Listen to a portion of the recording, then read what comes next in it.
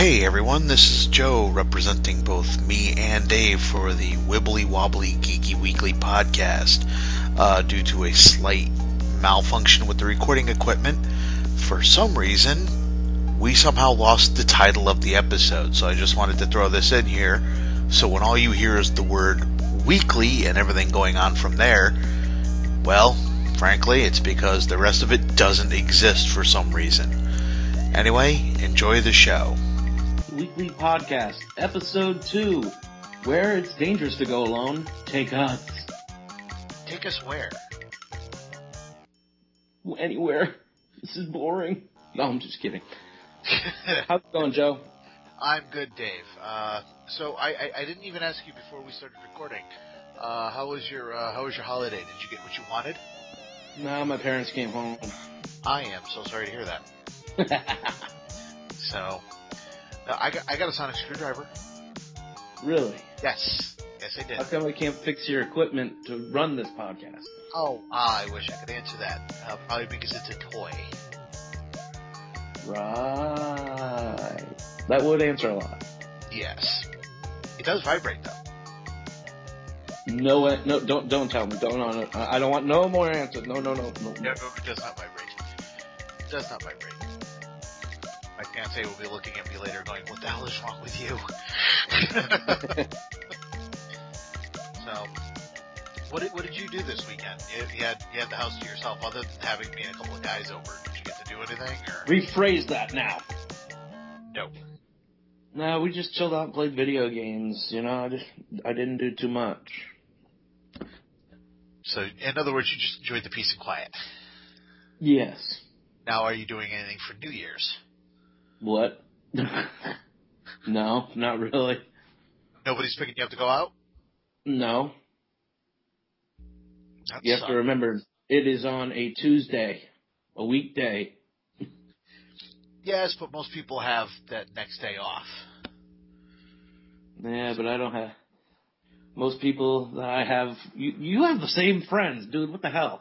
I know that, but I wasn't sure if they had the day off. I'm up here, so I'm not going to be able to do anything with you. Shut up. Welcome to the X-rated version of Wobblypod. Okay.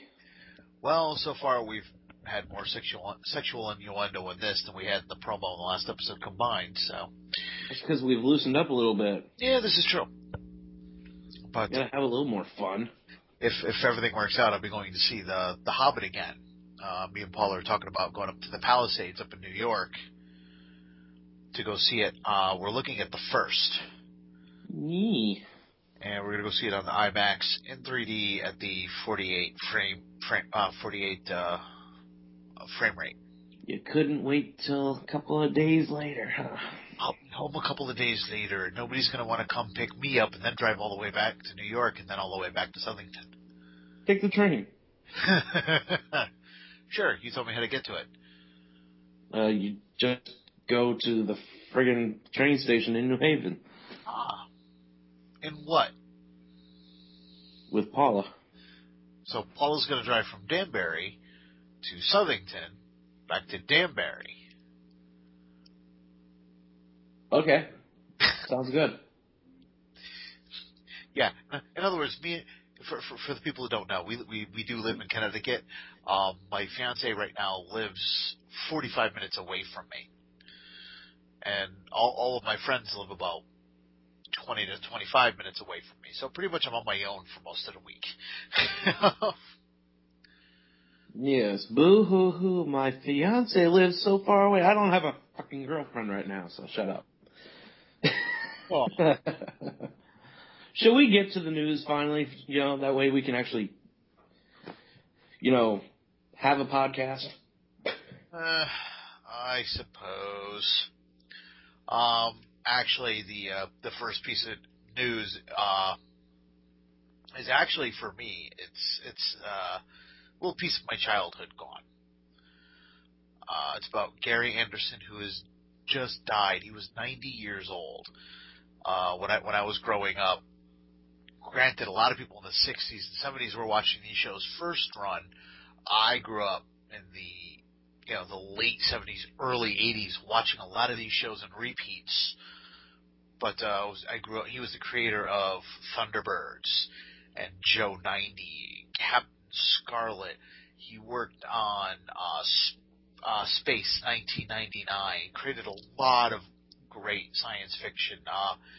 He created what was called, I believe it was called Marionation, where everything was done with marionettes and models and everything else.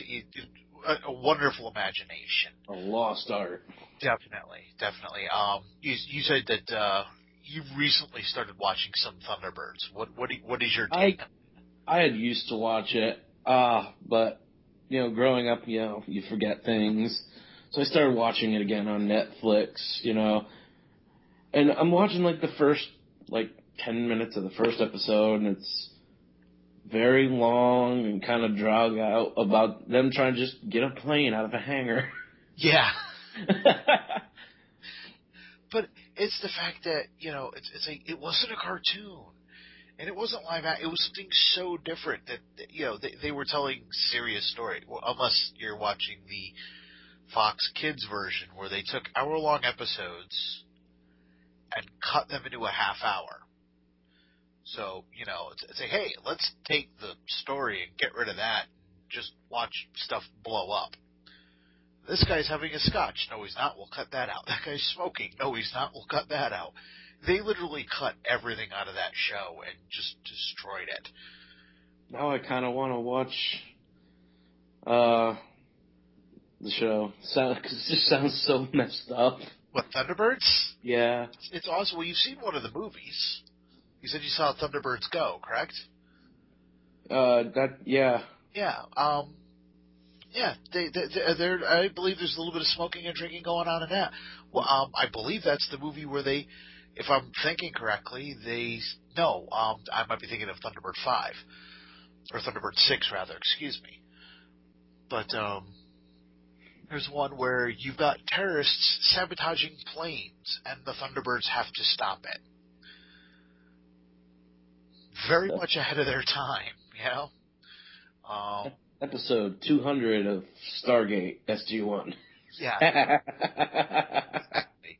And that's there you go. You want to take a quick look at what Thunderbirds or all of those shows would have looked like if they had made Stargate that way?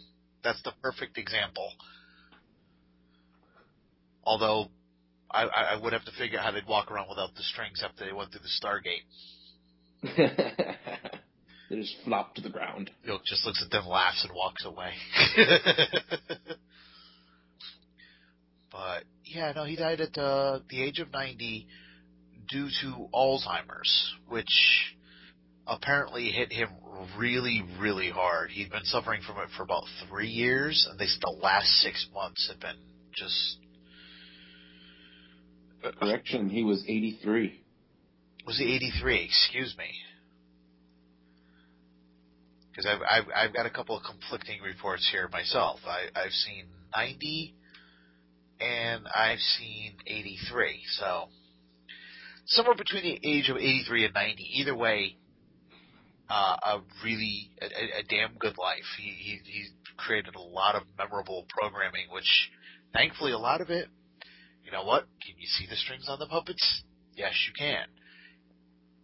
Does it definitely take place in the time period? Yes. At the same time, very much stands the test of time. It's something that you can bring out now and still watch with your kids or as a family and still have fun with it. Very retro, man. Very retro. Exactly. It was just awesome. I don't care. You could see the puppet strings. That was the part of the gag. It was. And I mean, they... now, okay, if you want to see a good one, take a look at Fireball XL5. That again, was a very fun series. But it's just... It's sad that he won. And it's sad the way he won. You basically... It just takes everything away from you before it kills you. I don't know if I'd want to live through that personally. But anyway, on to happier stories. Dave, take it away. Give us another story. All right, my first story has to do with Ubisoft. This is according to unconfirmed sources. I'm repeating this. Unconfirmed sources. I got this at Den of Geek. That Ubisoft is buying THQ titles, such as Saints Row, Red Faction, Darksiders, and the very popular WWE series.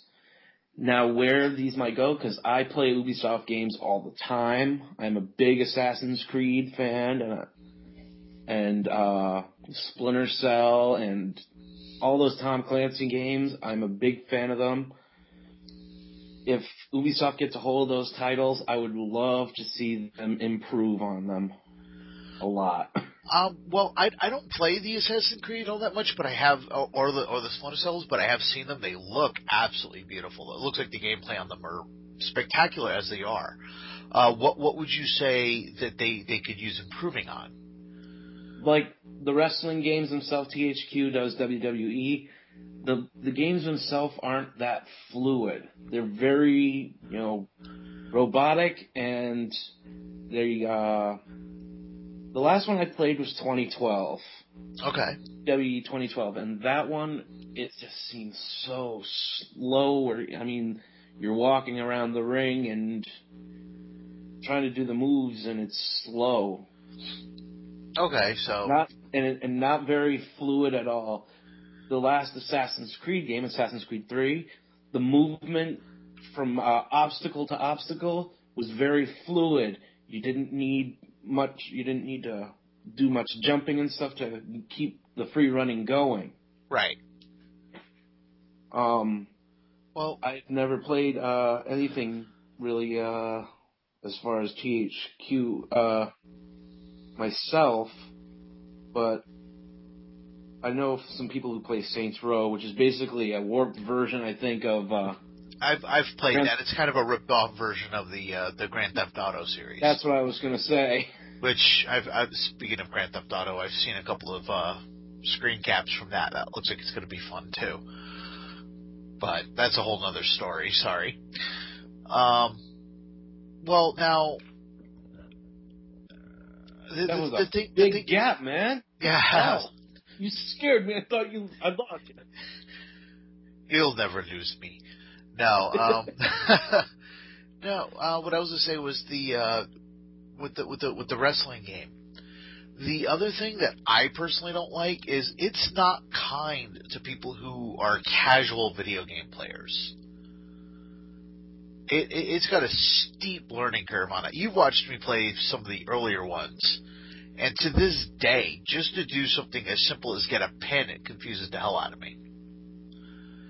They have to find a way to make it where you keep the stuff for the experienced people, but make it so that you have kind of an entry level in there somewhere for somebody like me to come in and be able to just play and have a little fun with it.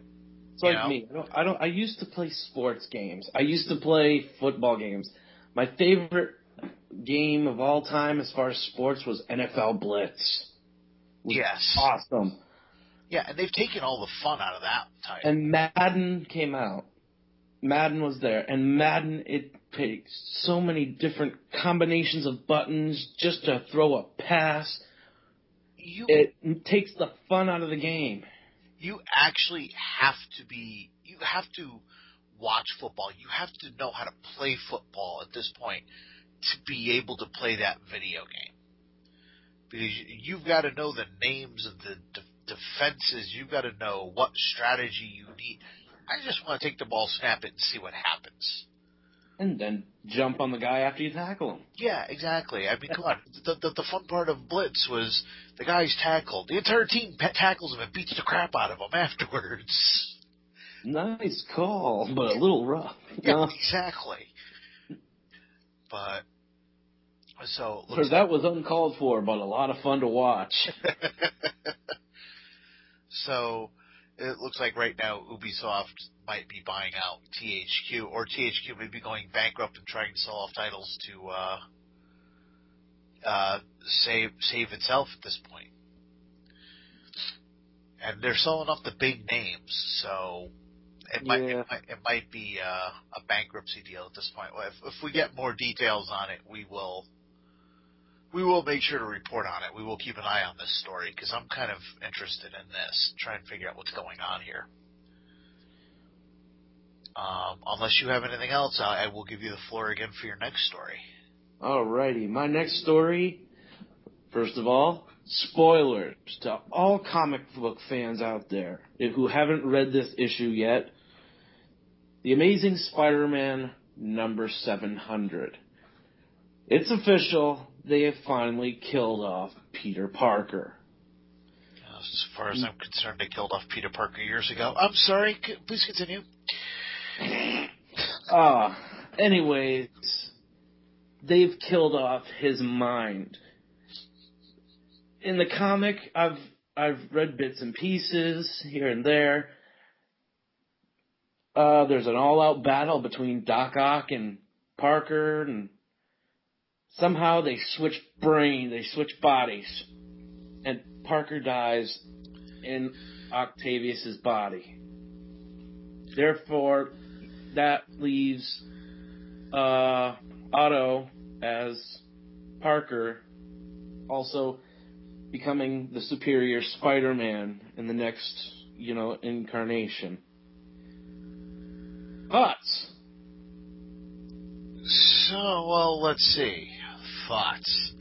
My thought is they had already opened a gaping wound in his side back in OMD. One more day. And evidently he just finally decided to bleed out. Well, you know what? I was so disappointed in that storyline that I've actually stopped reading Spider-Man, with the exception of Ultimate Spider-Man. Now, when Peter Parker died in Ultimate Spider-Man, he died a hero's death. He went down defending his family from 4 or 5 different villains. And he literally died on his feet. Phenomenal story, especially that last issue. They did such an excellent job. Where in this, Doc Ock always wanted to be a hero, but yet he switched minds with Peter and watched Peter die in his body while he's grinning at him going, I'm Spider-Man now. Yeah, that's really not heroic. Reserve judgment. You haven't read the comic. I haven't totally read it. I've read a couple of panels. Ever since when we talked about it, I was able to look it up and read pretty much all of it. And I'm sorry, he is standing there while he's in Peter's body. He is looking at his old body with Peter dying in it, and he has got an extremely evil smile on it. But yet he wants to be a hero. You gotta remember. You have to remember too in this switching of bodies thing. Octavius also retained all of Peter's memories. Yeah. So he probably now understands the reasoning, the method to Peter's madness, so to speak. Oh, as we were talking about before, the whole dream sequence, I'm waiting for the autistic kid at this point from the end of St. Elsewhere to pop up and go, it's a dream, and be painting all of it. This is now back to your regularly scheduled Spider-Man, and it'll happen before Aunt May was shot. Just let it go from there. Okay, first of all, one more day. I think it sucked for a different reason, because they basically turned Peter Parker into a whiny bitch like Tobey Maguire. Well, that too. But that being said, my whole thing was they should have just gone ahead and I love the Aunt May character. I really do. You should have let May die.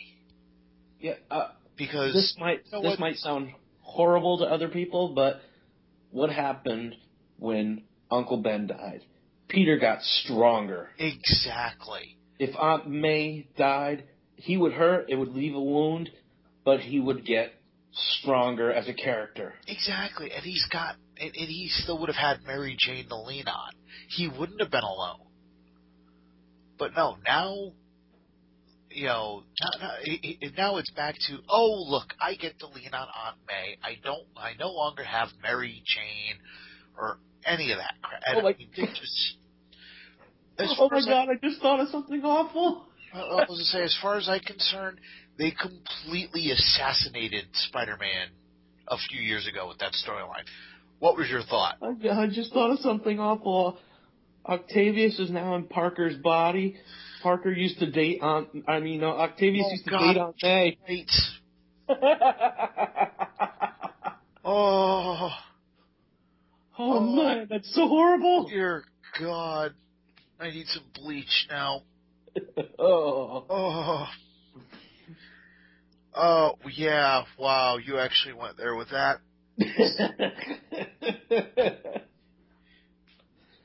Spider-Man, the inbred. Oh. Oh, that would explain all the problems he had in Bad Day. For those of you who don't know what I'm talking about, go to YouTube. Stop listening right now. Dude, what the hell? And after you watch this, come back.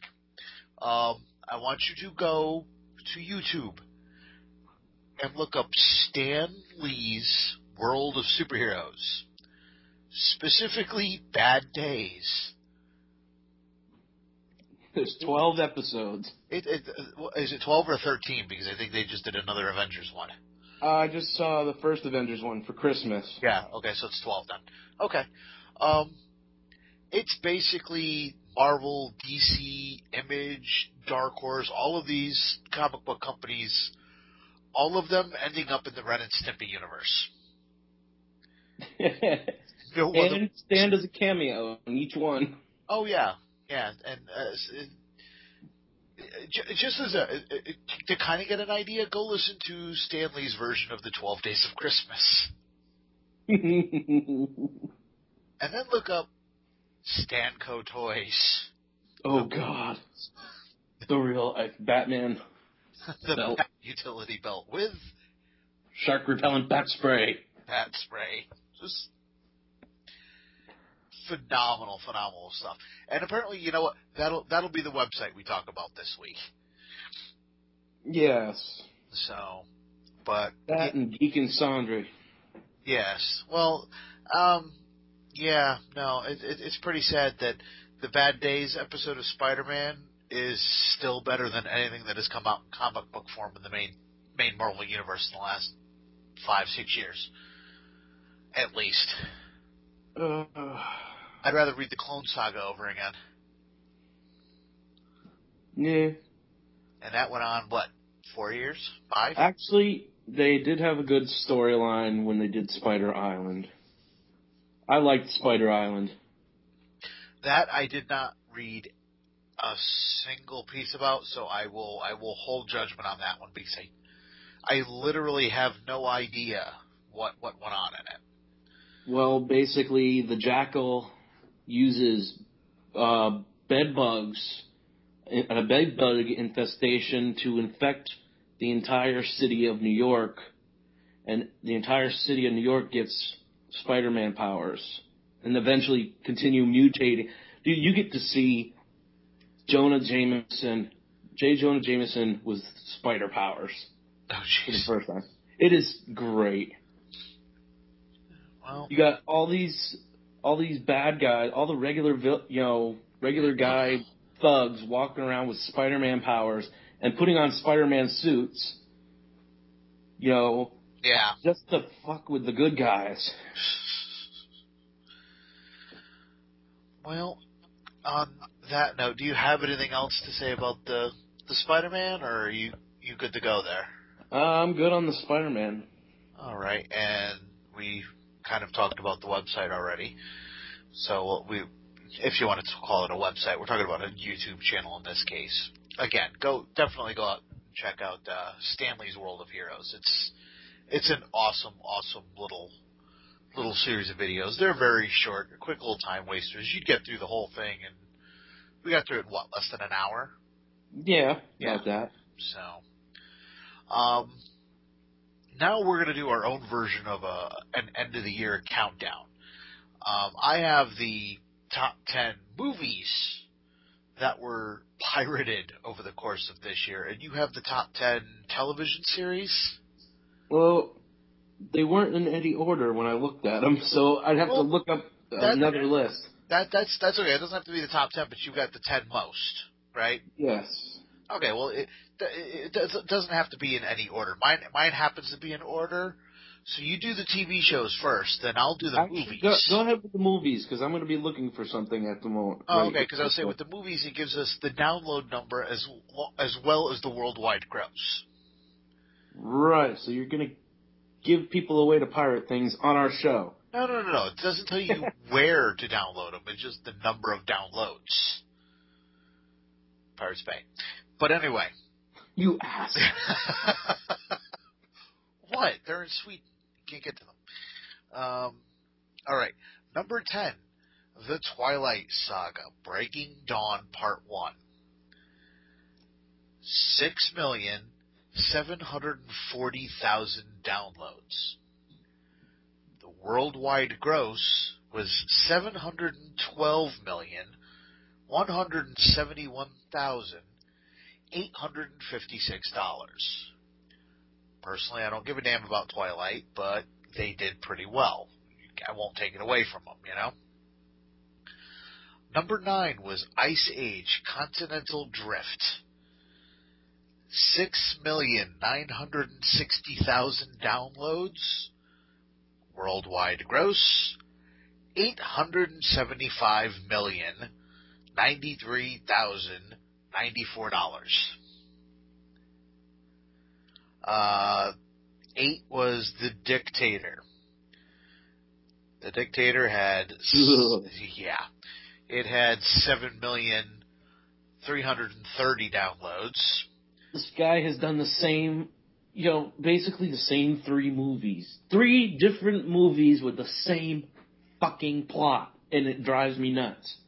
It's stupid. What drives me nuts is that people are like, look how funny he is. And I'm still waiting for him to do something funny. But the worldwide gross on that one was $177,547,352. Which means that's well enough that he's probably going to make another movie, because his movies do not cost a whole hell of a lot to make. Here's one for you, Dave. Yay! Number 7 was The Girl with the Dragon Tattoo. Okay, I've seen the original. I haven't seen the remake yet. The original was really good. This, I'm assuming, is the remake. Probably, with Daniel Craig. So, this had 7,420,000 downloads.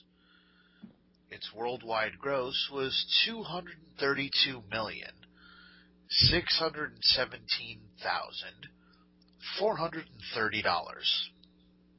Ladies and gentlemen, if you're listening to that, don't do that. Go watch the original.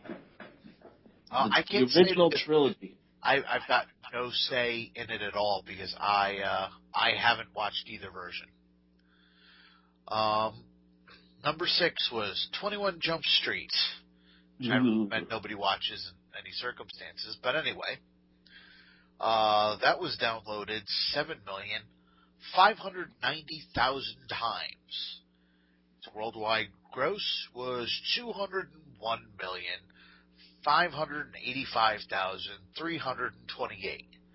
So for its budget, pretty much, not quite blockbuster level, but definitely did well enough that they are considering a sequel. God help us. Yeah. Sherlock Holmes, A Game of Shadows. Awesome movie. 7,850,000 downloads. Worldwide gross, $543 million. So it made over half $500 million. That's not too bad. That movie was awesome. I love the eccentric, side of Sherlock Holmes, which is why I watched the Cumberbatch version, or Stephen Moffat on BBC. I love that version of Sherlock. Yes. Because he's, portrayed how he should be. Or, he's the Sheldon Cooper of crime fighting. Yes, he is, and I can't wait for the third one. Yeah, they did a spectacular job on that movie. Now, at number 4, now the next two, I'm surprised neither one of these are number 1 as the most downloaded. I'm glad they're not, because it proves a lot of box office people wrong. The downloads are killing the movies. No, they're not. You know why? Number 4, The Avengers. 8 million. That one was worth it. I'm sorry, go ahead. Oh, yeah, that one was worth going to see. And people, you know what? Most people who downloaded it, guess what they did after they downloaded it? Went to the movies. Exactly. We went, how many times did we go? Oh, Jesus. I saw it at least 5 times in the theaters. I think I saw it 3 times. But, yeah, The Avengers hit 8,110,000 downloads. Worldwide gross, $1,511,757,910. That's without DVD sales. Yeah, the piracy just killed that movie, didn't it, Dave? My God, it could have made maybe an extra $60, $70 at this point. And it was such a well-made movie that I'm betting it will not get Oscar consideration, really. No, it won't. And now here's number 3. Again, downloading sure as hell didn't hurt this movie. Number 3, The Dark Knight Rises. 8,230,000 downloads. Worldwide gross, $1,081,041,287. Wow, those pirates just killed both of those movies, didn't they, Dave? Yeah, that movie's alright. Not really. I know. I personally don't think it was the best of the trilogy, but my point is, all these guys are saying we're not making money because of the pirates. Really? 1 billion, 1.5 billion, but you're not making money? The words bull and shit come shooting into my mind. You have to rephrase that. They're not making enough money. Too bad. Number 2. Mission Impossible Ghost Protocol. That's my thought on anything with Tom Cruise, but it's a whole other story. We're going to have to go see the Tom Cruise movie this year. Why? It's a sci-fi movie. No. Yes. 9. Yes. Niet. Yes. I don't want to see it either, but we're going to have to. But anyway, as I said, number 2 was Mission Impossible Ghost Protocol. 8,500,000 downloads. It still made $694,713,380. So it made over $500,000. Again, nothing to do with the downloads. Number 1 most downloaded movie, or most pirated movie. Project X. No! Oh! Yeah, I don't get that one either. This is what Jersey Shore has done to the mental state of this country. Yeah, well, it hit 8,720,000 downloads. Worldwide gross, $931,865. Excuse me. So this movie still made over $100 million. It was shot on Shitio, and looked like it had a budget of about $15. Plus the cost of liquor. Yes. And now, I can understand why the downloads on that one was so high. Would you like to know why? Why? People looked at that trailer and said, I'm not paying anything for that. Their buddy happened to download it because he was high or drunk and said, this is gold. They watched half of it and left. So, and that's the top 10 most downloaded pirated movies of 2012.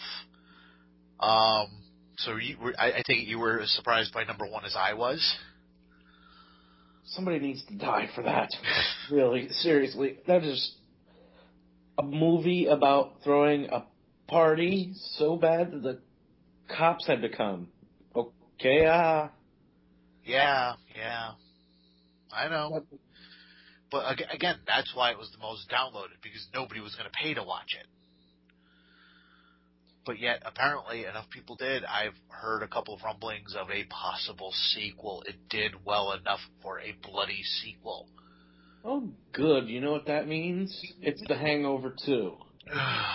So, in other words, we can't get anything for Firefly or Farscape going, which people are screaming for. And the movie that people are pretty much ignoring, here, have more of this. Yes, I will watch that right after I watch Amish Mobsters. Either way, could not care in the least about either one. Oh, shit. And my parents were in Pennsylvania this week. I asked them if they saw the Amish Mafia. Is there a drive-by karting? No, it was a carriage-by shooting or... Oh, God. Anyway, did you find what you were looking for your list? Well, I didn't find a list, but I got the top 10, I believe, here. And the top 2. Number 1 being, let's see, the most pirated TV shows of 2012. You want to start with the top one, or do you want to go through from the bottom to the top? Well, it's not a list here. I'm just reading off what they have put on the paragraph here. I'm getting this off of Inside TV. Yes. Oh, I got EW. I'm sorry. Go ahead. This is off EW.com. And I got my list off of comicbookmovie.com. I'm sorry. Please continue. I just wanted to give credit where credit was due. Anyways, the most downloaded TV show, top 2 anyway, first being was Game of Thrones. I've never seen the show myself. My friends keep trying to get me to see it, along with other things, but it's just not my thing. Okay, you know what? I'll make a deal with you. You watch the first season of Game of Thrones. I will watch the first season of Spartacus. All right, are you going to get me HBO? I can get you the first 10 episodes of Game of Thrones. Unpirated. Is that a deal? I can get you them unpirated. Is that a deal? Yeah, but I don't think you'd enjoy Spartacus that much. I don't know. I haven't had the opportunity to watch it, so I can't say one way or the other if I would or not. All right, but there's plenty of frontal male nudity. And if I can stare at Dr. Manhattan's giant blue Smurf hanging between his legs, I'm pretty sure I can handle normal people. Alrighty, the second most downloaded show of the year. Sorry, I caught you completely off guard with that, didn't I? Was Dexter. No, you just caught me off guard with the whole blue Smurf. Yeah, that's what I'm talking about. Alright, back to this.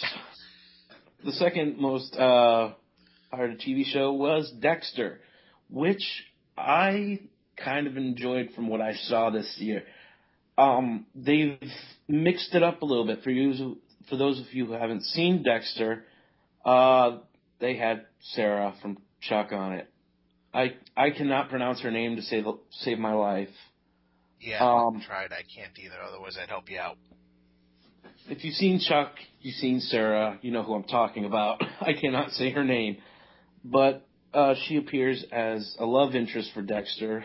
really steamy sex scene in that. But you also have to deal with stuff like Dexter's stepsister announcing that she's in love with him, and she knows his secret, which really brought out a lot of fans. Yeah. Well, what brought them out how? As in brought in new ones or pissed a lot of people off? And it just... See, I'm more partial to the books myself, the Dexter books. Yeah. They haven't done anything related to the books since the first season. Oh, okay. The first season was based off of the original book, Darkly Dreaming Dexter. They keep making stuff up. I like the character of La Guerta, the captain. She died in the first book. Or was it the first or second book? I can't say, I haven't read them.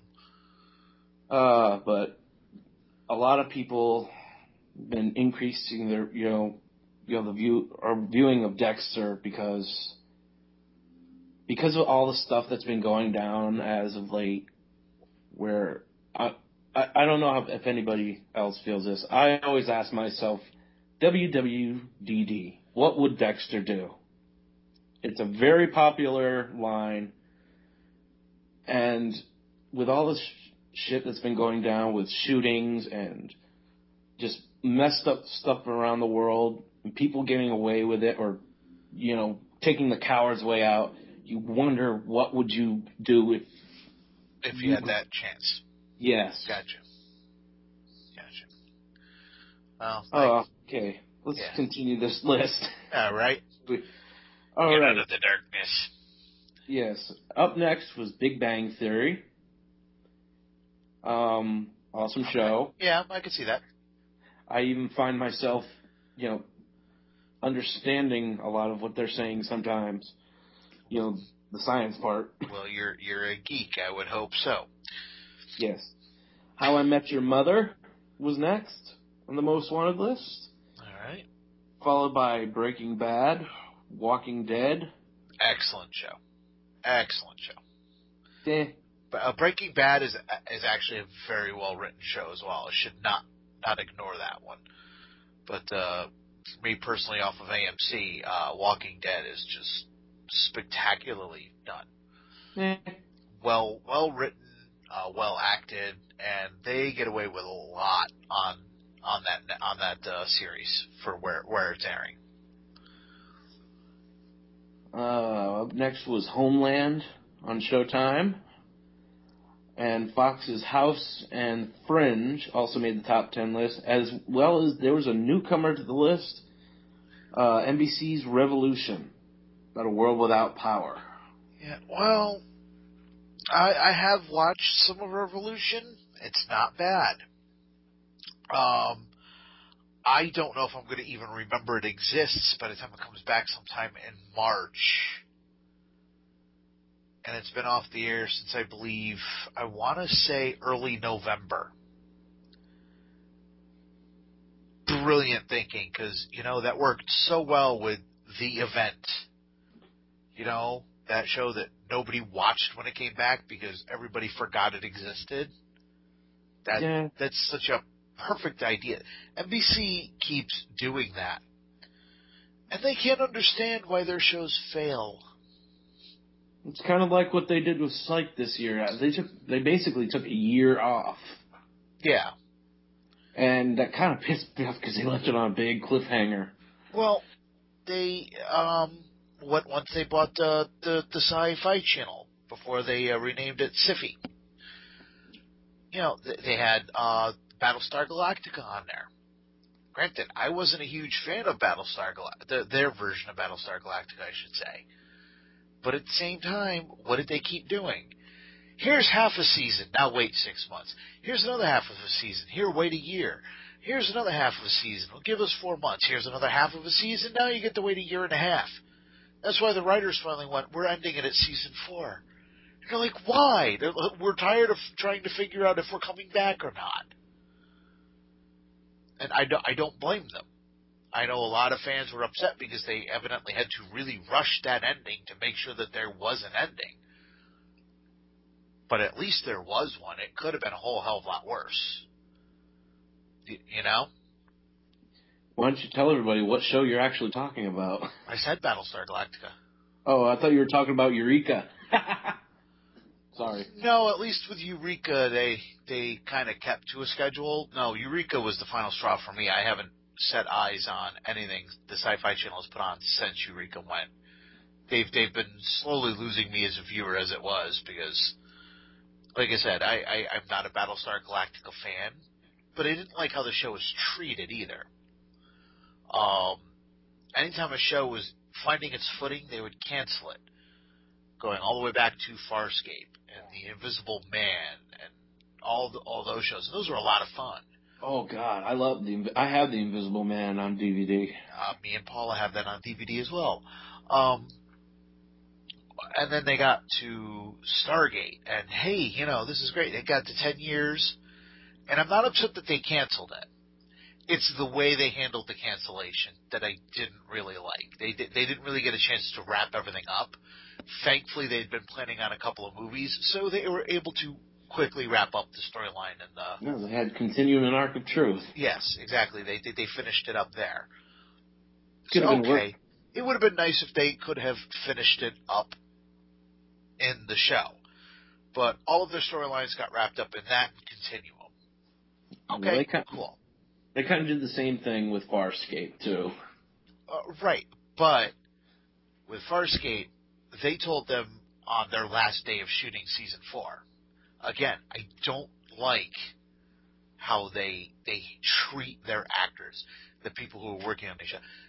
NBC comes along and treats these people like crap because it's not actual NBC. It's a lowly sci-fi channel, or look what they're doing to G4. You guys aren't worthy of it. We're going to change you to the Esquire channel. Speaking of which, I think we should have a moment of silence because this is the last week of G4. Now, real quick, are they running any new ATOS this week, or was that last week and that was it? I'm actually not sure. I do know that it stops at the end of the week, I believe. Yeah, and then, we're pretty much out. We don't have no more G4 coverage, E3 coverage, no more Comic-Con coverage. Now, E does a little bit of that, which that's fine, but we were getting very extensive coverage from G4, and that was great because a lot of us can't afford to go. Or even if we've got the money, you've got to buy the tickets 2 or 3 years in advance at this point. And book a hotel 2 or 3 years in advance just to try and get there. Not to mention, we also got some international programming with Ninja Warrior. Yeah, which I give NBC this. They did try to put that on their primetime schedule. That the ratings for that weren't up to par on NBC. No, that was American Ninja Warrior. No, they did American, but they also did the Japanese carryover. They aired it, I think, as a 3-night special. They tried it as a pilot, and it just didn't bring in the ratings. So I have to give NBC props on that. They did at least attempt to run it on their normal stations. But okay, that's fine. But try Attack of the Show, even if it's just a one night a week thing. Put it on a Thursday or a Friday night. Run it there. Nope, getting rid of it. X-Play, getting rid of it. To anybody listening, if there's people listening out there, please be listening. Yeah. I would love if you could help me start a petition to get some other network to pick up Attack of the Show. Well, you know what? If not a network, I would love to see G4 continue to have an online presence.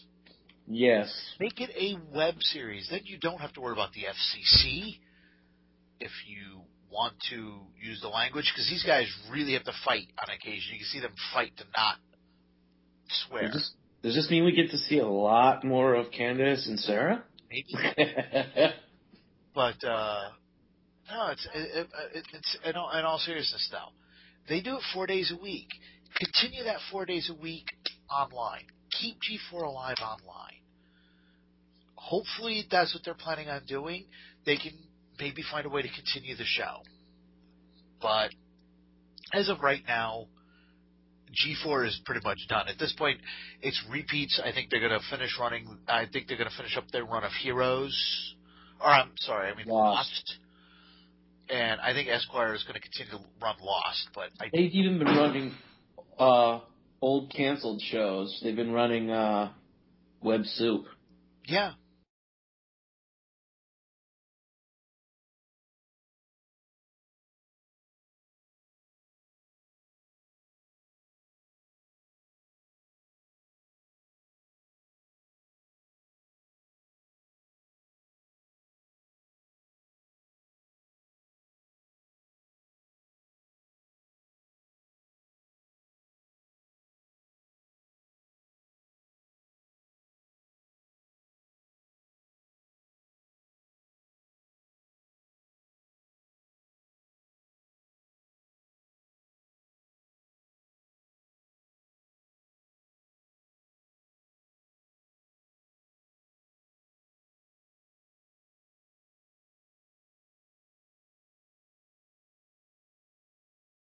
Okay, sorry about that. Evidently, Dave's cat decided to attack a fluorescent lamp. How was that for you, Dave? Oh, well, at least the house didn't burn down. Oh. Aw? Yeah, remember what happened to me? Oh, yeah. I was trying to forget that and, move on. Oh, wait, that's your job. Yes. All right. But yeah, now we were talking about the demise of G4 and what could possibly be done to save a couple of these shows. I think we've pretty much covered everything. Like I said, they're just running, like you said, they were running repeats at this point and everything else. They were running Star Trek at one point. I think they're not even running that anymore. So, but yeah, so NBC, as we were saying, has pretty much screwed up sci-fi. It has destroyed G4. It is just the whole way. Well, my dad likes to call NBC nothing but crap. I never thought I would say the words that I'm about to say, but I agree with your father. I'd have to go wash my mouth out with something. But I guess from here we should go on to the review. Ah, yes. We have just watched the Doctor Who Christmas special entitled Snowmen. Yep. Thoughts? Well, or do you want to do a quick overview of what the episode was? Well, quick overview. In the beginning of the 4 opening credits, you have a boy, making a snowman. Parents are behind him, worried that he doesn't play with other children. And he starts talking. He says, "I don't need them. They're silly," And suddenly you start hearing a voice back from the snowman he's making. "They're silly. Don't need them." We cut forward. Who was the voice actor, by the way? I am not sure. It was Ian McKellen. I'm sorry. So, Gandalf. Or Magneto. Anyway, I'm sorry. Please continue. My Gandalf. Gandalf. Sounds like a cross-dresser. Anyways, we cut to 20 years later, and you see Doctor, he's roaming around town. He walks by this barmaid who says, doesn't know where this snowman popped up from. It's not really, not really a snowman. It's basically a mound of snow with eyes. Right. Well, just so people know, the Doctor has pretty much retired at this point. After what happened to Amy and Rory, he has given up. He's gone a bit emo. Yes. Yeah, there you go. He's emo Doctor. Yeah, so he's just there in the Victorian era, just chilling out. And he needs to be surrounded by people he knows. So you've got basically everybody that was with him at Demon's Run, with the exception of Amy, Rory, and River. Right. All the people who had fought for him. Sax, I believe, that was his name, right? I believe so. He's the Sontaran. Yes, the Centaurian. I'm still trying to figure out the timeline here because he had I thought he had died. So it might have been a clone of him. Well, you got to remember, all Sontarans are clones. Yeah, it might have been a clone of him with his memories. Because he had died. I don't remember him dying, though. That's the thing. I could be wrong. Well, the doctor did say he died saving a friend of mine once. It might be later on. For all we know, this may have taken place before Demon's Run, even. That's the whole no, thing with. It could not have taken place before Demon's Run because he had just lost Amy and Rory to the Angels. In his timeline, it doesn't matter where he goes, though. He could be visiting them before Demon's Run. They might not know who Amy and Rory are unless they've explained it to him. Which, if he explains it to him, would explain why they're willing to fight for them in Demon's Run. Aha! God damn it, you and your temporal logic. And this is just what we do on a Saturday night, folks. Kind of sad, isn't it? So you've got Miss Sleestack and her wife, investigating the snow. I call her Sleestack. Yeah. Because it's basically what she is. I'm trying to remember the name of the race. I keep wanting to say the Slitheen, and that's not correct. No. I had it last night, and for whatever reason, the name of the species refuses to. Basically, reptile people from the center of the earth. Yes, but I want the alien's race name. Continue with your synopsis. I'm going to look it up really quickly. Alrighty. Well, they're trying to get the doctor to, investigate what's going on. The doctor really doesn't care anymore. He's lost his will to care. Anything that goes on because of what happened, because everything he feels he touches just withers away. He'd rather be alone than suffer pain of loss. In other words, he's pretty much grieving at this point. Yeah. He comes across the barmaid, and she ends up following him, chasing him down, and there was a really funny scene, with the whole. He's trying to basically Men in Black her, make her forget the last hour, so she forgets the doctor. Sorry. He asked the Centauran, for the memory worm.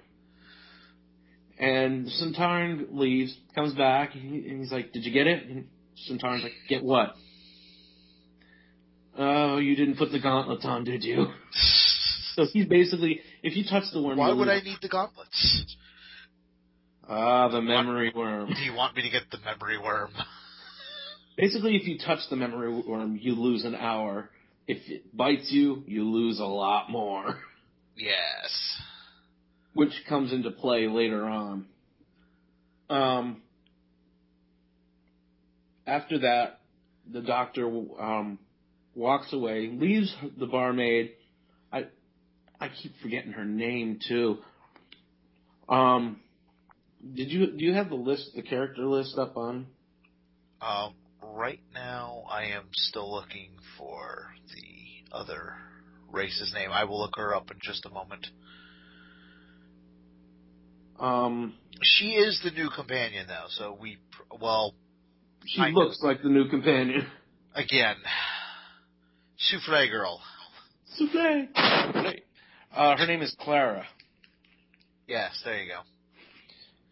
Now, what the name is going to be next time around, we don't know, but I'm kind of jumping ahead. Well, he leaves her with the Centauran to be dropped off at her house or wherever she is going. But she sneaks out, follows the Doctor, and you see that he has parked the TARDIS in a different way. He has parked his TARDIS in the clouds. You can reach it by a ladder and staircase that's bigger on the outside, apparently. Yes. The staircase is bigger on the outside.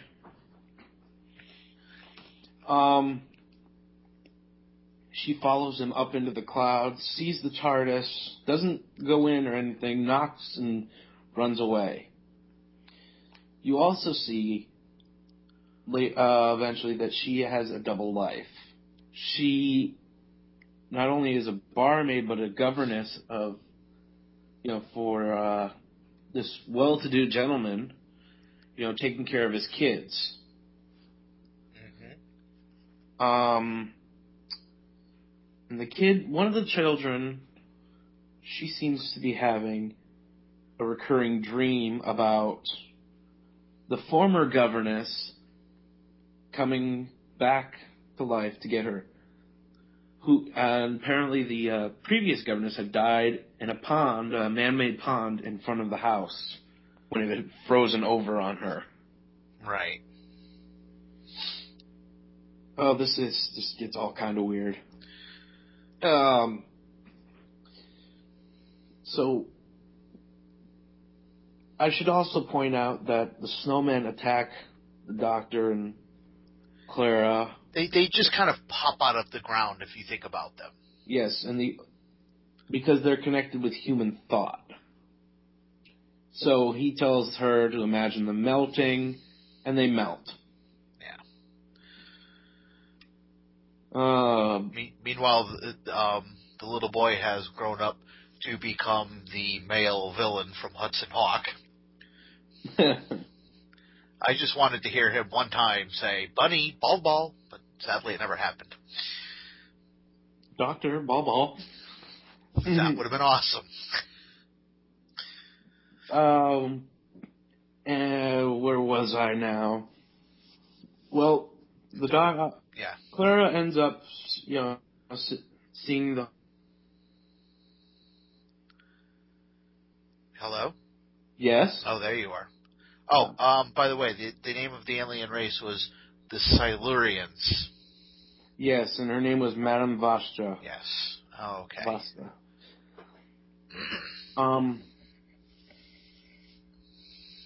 Now, dang it, you made me lose my place. We were talking about the woman who died in the lake and how it had frozen over. She died in the man-made pond. The former nanny, basically. Yes. She sees a connection and goes to seek out the Doctor. She goes to the park where she had seen him get into the TARDIS, or climb up the ladder, up the stairs to the TARDIS in the clouds, and she can't find him. She's screaming out his name. When the wife of Madame Vastra... That's right, they aren't only, it's interspecies erotica, folks, basically. Yeah. Yeah. And if you saw Demons Run, if you saw the size of that woman's tongue, yeah, you can understand why.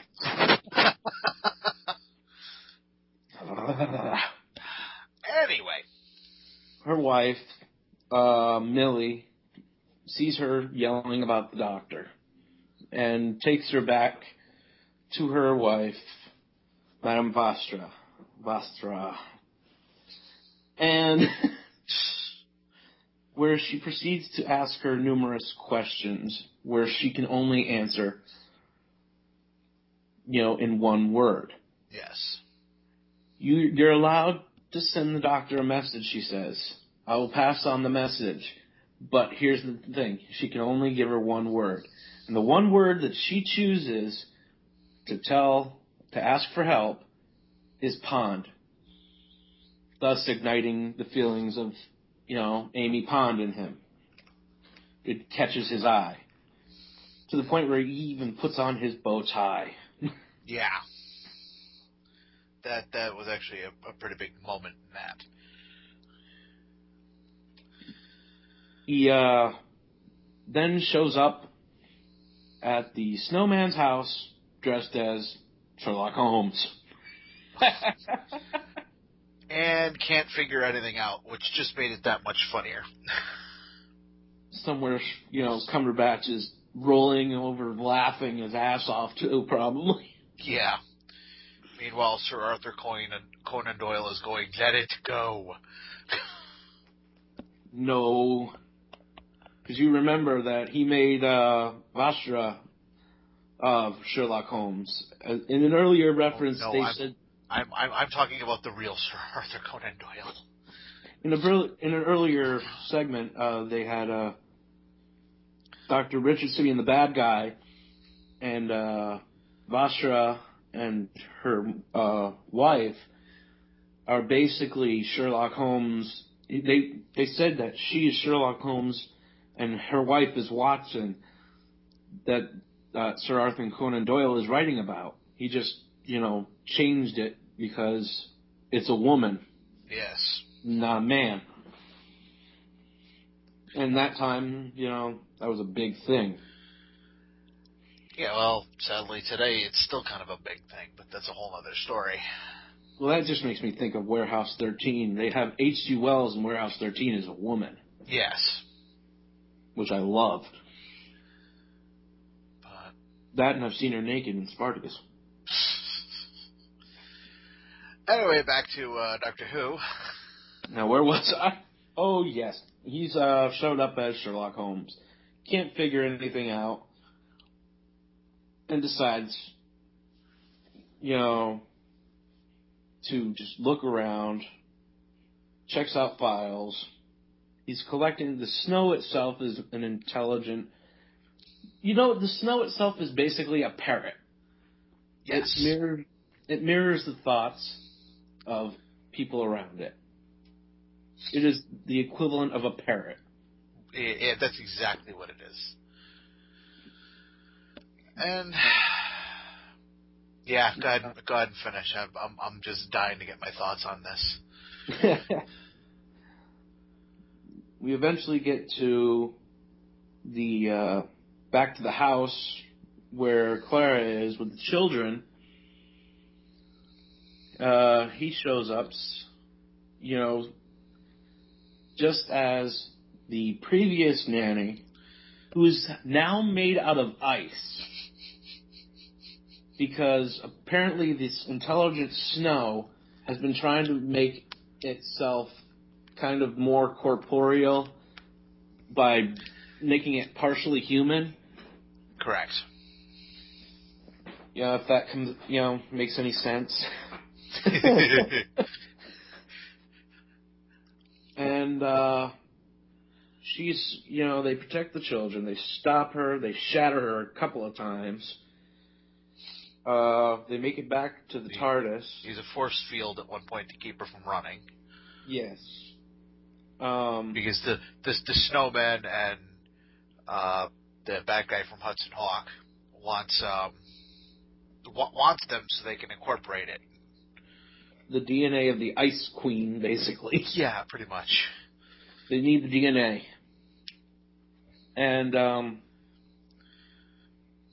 the Doctor proceeds to try to keep her away from the snowmen by luring her away. Him and Clara move up into the house. They do the worst thing you could possibly do in a horror movie, which is go upstairs. But it's the Doctor. He's got a plan. He had handed Clara a umbrella. Asked her, what's my plan? Can you figure out my plan? And to her credit, she does. Yes, to her credit, she really does. She understands that, how he thinks rather quickly. And considering the time frame she's from, she shouldn't be able to figure it out quite that fast. But she had figured out, because of an earlier, experience that the Doctor's TARDIS was nearby. Yes. Or his box. She hasn't actually seen the inside yet. They climb the ladder, they go up, they get into the TARDIS, and we see one of the first, I think the best lines ever. It's smaller on the outside. Yeah, because he's waiting for her to say it's bigger on the inside. He's like, yeah, go ahead, say it. It's I've smaller heard it on the before. outside. Well, that's a first. Now, there's a bit of banter between them there, and he ends up giving her a TARDIS key. To which he says, I don't always know why, I just know who. And then Ice Queen shows up and drags her outside, and they fall off the cloud and hit the ground. Yeah. That was quick. Yeah. Here's your key. Can I have it back now? She falls hundreds of feet to the ground. I'm only assuming, which is actually thousands of feet, technically. Yeah. And yet somehow survives. For a while, anyway. Spoilers. Shouldn't have even been for a while. Should have been, oh, well, I'll pick the key up out of this bloody mess. Well, right after... No, I've seen people who have gone skydiving and their parachute didn't open, they survived. So... Anyway, I'm sorry, go ahead. The Doctor, puts the TARDIS around her while just after she had hit the ground. He materializes around her, then gets her back into the house, where the Centauran, who we all know is a nurse, starts attempting to, heal her, even though she was pronounced dead. And the minute he's like, well, she's alive for the moment. The song from Monty Python. I am not yet dead. Exactly. That popped up into my head, and I started laughing, and my fiance gave me a really dirty look, and I had to stop. Now we've got the Doctor. He gets a little pissed off, because one of his new friends is hurt. He tells the Dr. Simeon to, meet him at his office. You want this sample of whatever, the Ice Queen. I'll meet you at the office. Now, he holds up a box. Says, you want this. This is what you want. He goes, yes, are you sure? So he hands him the box. Man opens it, and the memory slug is inside, the memory worm, and it proceeds to bite him, taking years off of his memory. This seemed to be the plan for the Doctor because he knew that the snow is basically the innermost thoughts of what began with the child in the beginning. He does not like the people. He would prefer the company of the snowmen. Basically, you got a disturbed kid projecting his views on the world. Pretty much. Which, with all that's gone down this year, is, I thought was a kind of a risky subject. Well, you got to remember, this was also filmed months ago. This was filmed back in June or July. So, I'm not gonna, you can't hold it against that. Plus, what hit hard over here hasn't necessarily hit as hard over in England. Yes.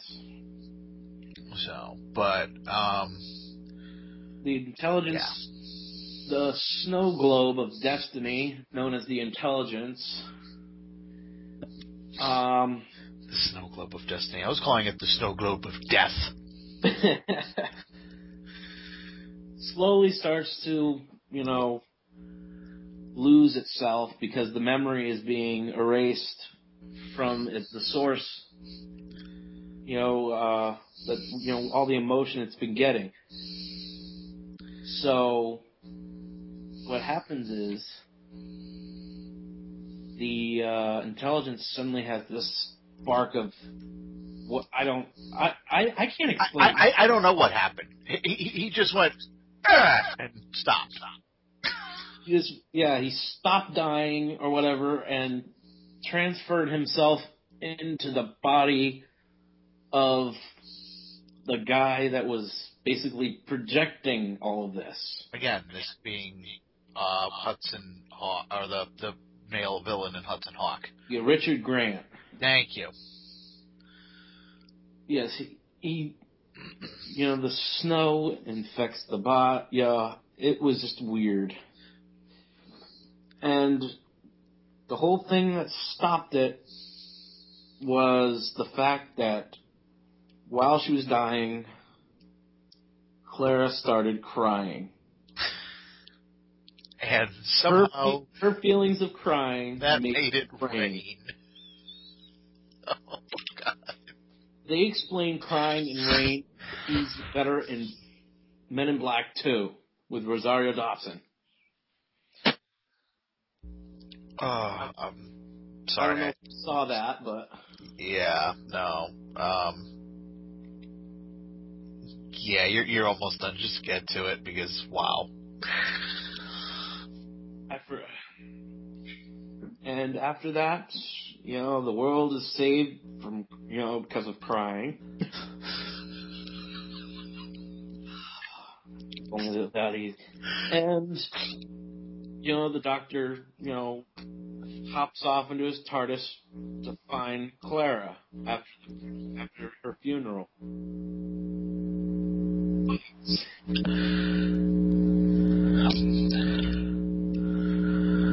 Oop, did we lose you? No, I was asking your thoughts. Oh, well, you got that one last thing where he heard her, and it flashes back to her as the Dalek at the beginning of the season. Yeah. Where she said... I like making souffles. Well, that and something about run, doctor, run. Yeah. Or run as fast as you can, something like that. And, now he realizes, oh, okay, somehow she keeps dying every time I see her. I'm going to go find her. Here's the thought. If she keeps dying every time you run into her, leave her the hell alone. Yeah, I can sum up the entire episode very, very quickly. Badly CGI'd snowmen, the snow globe of death, and the bad guy from Hudson Hawk do nothing. And Iceman's grandmother manages to somehow kill a woman who manages to fall higher than most parachutists, land on her back, doesn't snap every bone in her body, and is able to hang out and cry to save the world. This made no sense at all. I love Doctor Who.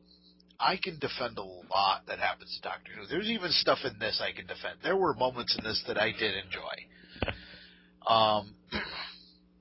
The sequence with the Doctor in the carriage with the Santaran trying to get the mind worm. The memory worm. was just hysterical. And who's on first? And what's her name again? Not Catherine. What was it? Clara? Clara, thank you. And Clara is just standing there watching. She knows what they're planning on doing, but she knows they're not going to succeed. Because the whole time she's watching, he's like, oh, I found it. Can you reach it? Yes, I can. What was I reaching for? Just holds up the glove that he needed to be wearing. The doctor's looking at her like, screw you. He's telling her not to run. And she's like, I'm getting too much entertainment out of this. She's like, why would I run? This is funny. But, I'm sorry, the episode as a whole, at first it was just like, it's okay. This is the first time in a long time that I've said a Doctor Who episode just straight up sucks. People are like, oh, well, they needed a reason for the Doctor to come out of retirement, so they came up with a villain. Really? You couldn't come up with a better villain than the the snow globe of death. Really? They're like, ooh, I mean, you just put me in a costume and I can go, ooh, and I'm about as effective as the snowmen were in that. Because, and I knew it was not going to go well when I first saw the trailer. The worst part about the series, the episode though, for me, was when the snow started falling. You see the flakes falling, and the flakes had teeth going. Rawr! Yeah, and you know what? You know what this episode managed to do? What? It managed to make Love and Monsters actually look like it had a point. Oh, God. Think about it. You may not like Love and Monsters, but at least there's aspects of it that make sense. You don't get that here. Never happened. None of this makes sense. And the other thing that worries me is I really, and don't get me wrong, I love the Ponds. I loved Amy and Rory. I thought they were awesome, and I was very sad to see them go, but it was getting to the point where it was time for them to go. Yeah, you can only kill Rory so many times. Exactly. And the only thing I'm worried about is that they're going to kind of pull a Rose with Amy now. And by that I mean, oh, look how important Amy still is to the Doctor.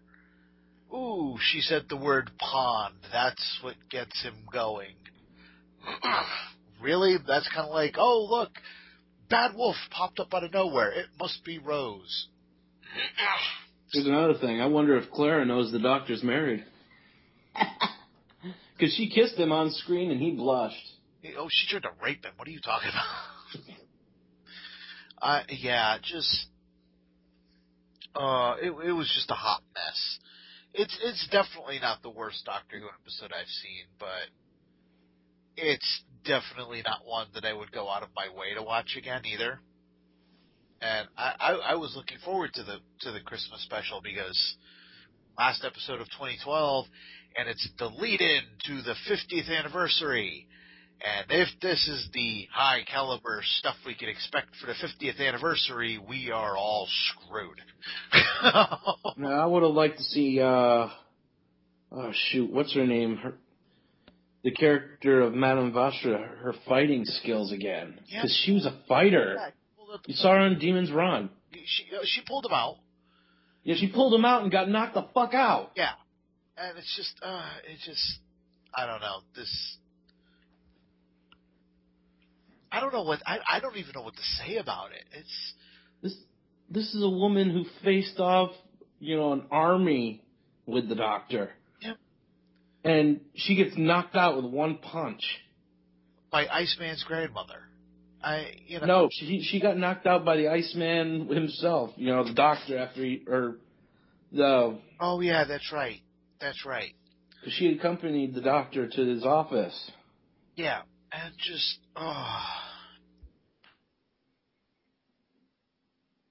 See, it's hard to call him the Doctor, and the other guy, Richard Grant's character, was just called Dr. Simeon. Yeah, and I was waiting for some kind of a monkey joke, and it never happened. Yeah. Because Simeon. Simeon is a monkey. The Doctor is called a stupid apes on occasion, so I was waiting for something like that, and nothing. It's like, really? Either that or a Darwin joke. Yeah, I was going to say, you got a guy named Simeon and no Darwin or monkey jokes anywhere? Really? Just, ugh. And it's too bad because, you've got Richard Grant in it. You've got Ian McKellen doing the voiceover. Matt Smith is a wonderful actor. You've got these great actors, and you couldn't do anything. There was nothing for them to do. This is a script that should not have been made. I would have rather have gone without a Christmas special this year than to have what they gave us.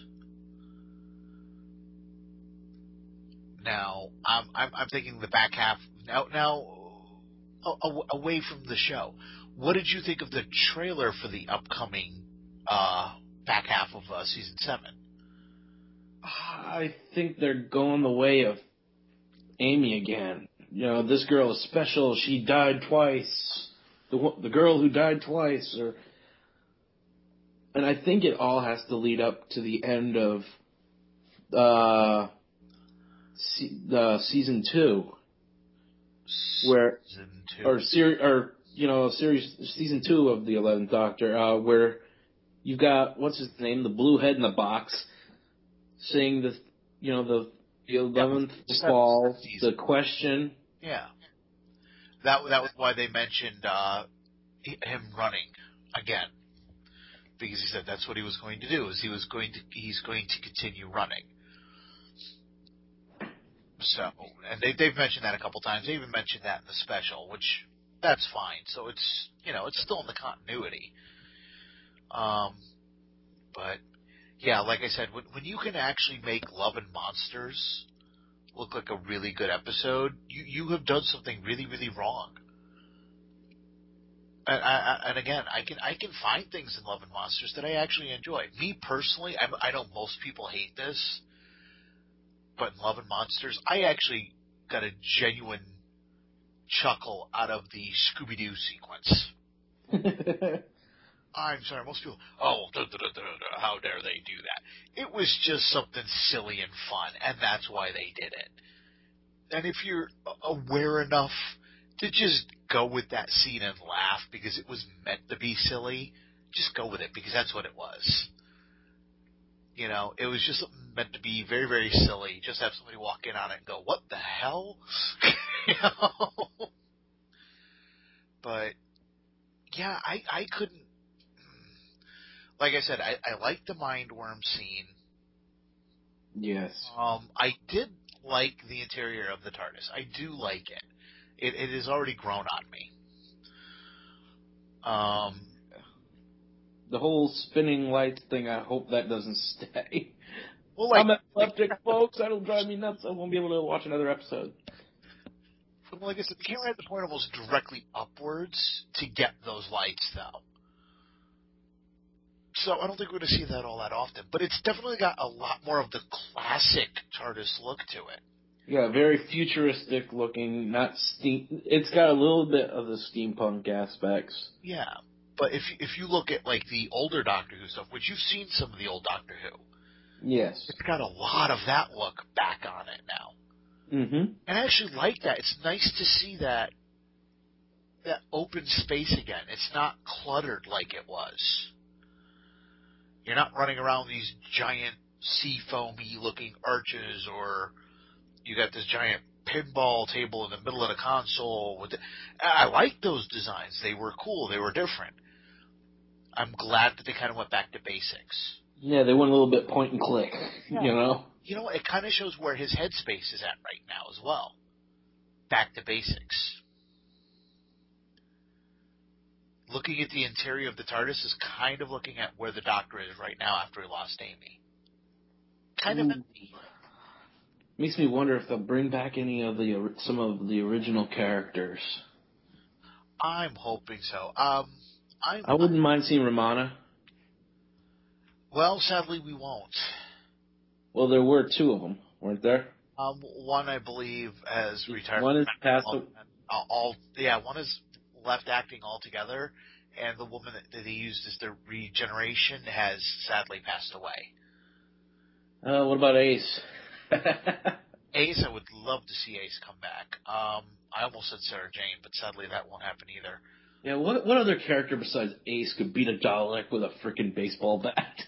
Yeah, that was just awesome. See, Sylvester McCoy did have some good stuff going on in his stories. I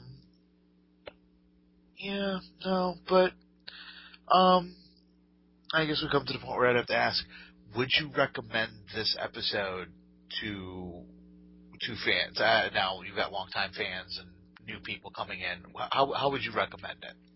To fans, fans are going to watch it anyway, but if you're a first time, don't watch it, or you're a noob, don't watch it on, as your part of your first experience. Go through and watch everything first. If you're a devoted fan, go ahead. It's power to you. I mean, I still have it recorded. I'm going to watch it again. Yeah. I think this is the first Christmas special I haven't watched a second time right away. even last year's, it was a little on the lame side, but it was still fun. This year, just, if I don't see it again, I'm not going to miss it. I honestly can't recommend it, even to long-term fans. I would watch it once, just because of the continuity to the first episode of season 7. Other than that, you could skip it completely and not miss a damn thing. I liked last year's The Widow in the Wardrobe one. Yeah, that's what I'm saying. It had some fun elements to it. But this year, other than one or two really, really funny bits, it really had nothing going for it. It was actually quite boring. I almost fell asleep. Well, it was Emo Doctor. Yeah. I mean, they actually had shots of him just sitting there reading. But he's still wearing Amy's glasses. Yeah, like I said, there were nice little touches, but as a whole, I think it just kind of failed. It really did. But yeah, as for that review, that's really all I've got to say about it. I don't know if you have anything else. Not now. Not this time. Okay, well, on that note, what I'm apologizing, though, for my review if everybody had a hard time following it. We're kind of doing it off the cuff, so I really couldn't remember it because it just, where for me it was so dull, I would have skipped massive chunks of it. So my apologies for that as well. Okay, so just to give people a heads up, next week what we were talking about doing is we're going to be looking at new shows and new movies coming out in 2013. Take a look, see what's going to be coming on Sci-fi and Fox and NBC, ABC, so on and so. See if there's anything good, anything bad, what we can hash out of it. And we're also going to be looking at some of the new movies coming up, like Pacific Rim and Man of Steel and so on and so forth. Some of the smaller movies, if we can find out about them. And next week, we will also be announcing our second series that we are working on. Okay. Does that work for you? Yeah, it works for me. Awesome. Okay. On that note, I'm going to go ahead and say goodbye. This is... Oh, no, wait. Actually... Don't forget contact info. So we may want to do that, huh? If you'd like to give that to them, since my brain has decided to leave. If you'd like to contact us or ask us any questions or even rant, you can leave us an email. So that we suck at jobs. Yeah. Are you going to be leaving us an email? You can leave us the email at wobblypod@yahoo.com. You can also follow us on Facebook if you can find us. Hey, you set it up. You can't blame me on that one. Yeah, you can blame me. Or you can look for us on Twitter at Wobblypod. We will have a second email address coming as of later this week. I will make sure that Dave knows about it so we can tweet it and put it up on Facebook. So you'll have two ways of being able to get a hold of us. All right. Right, and I'm Joe. Goodbye, everybody. I hope you have a nice, New Year. Happy New Year to everybody. And don't drink too much. You never know what might happen. You might end up talking to a giant snow globe of death. Snow globe of destiny. I can see my house from here. All right, Dave. Say good night. Good night, Dave. And I'm Joe. Good night, everyone. Take care. Bye.